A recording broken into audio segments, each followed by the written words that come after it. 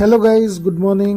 আজকে শ্রাবণ মাসের প্রথম সোমবার, তাই বেশি কথা না বলে আমি সকাল সকাল চান টান করে বাবার কাছে প্রণাম করে বেরিয়ে গেলাম মন্দিরের দিকে।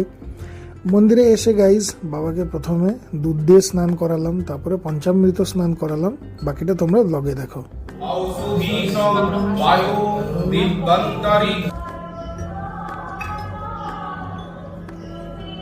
পঞ্চামৃত স্নান সেরে আমি করে নিলাম একটু জল অভিষেক, দেন মাথা ঠেকিয়ে বাবার কাছে প্রণাম করে নিলাম।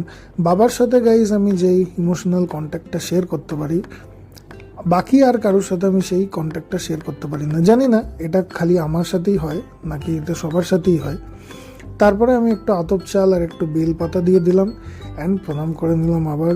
তারপরে একটা ধূপ জ্বালালাম অ্যান্ড একটা প্রদীপ জ্বালালাম। প্রদীপ জ্বালিয়ে একটু আরতি করে নিলাম বাবার কাছে। আরতি সেরে তারপরে মায়ের কাছে গেলাম, মায়ের কাছেও একটু প্রণাম করে নিলাম।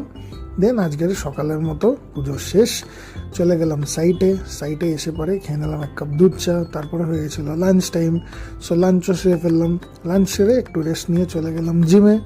তারপরে জিম থেকে ফেরত চলে এলাম আবার সাইটে এসে পরে গাইজ হেভি মাথা ধরছিল একটু সন্ধ্যে থেকেই, কারণ অনেক সকালে ওঠা হয়েছে, তো তাই একটা কড়া ব্ল্যাক কফি কুড়িয়ে খেয়ে নিলাম। সন্ধ্যেবেলায় আবার গেলাম মন্দিরে একটু বস্য আরতি করতে।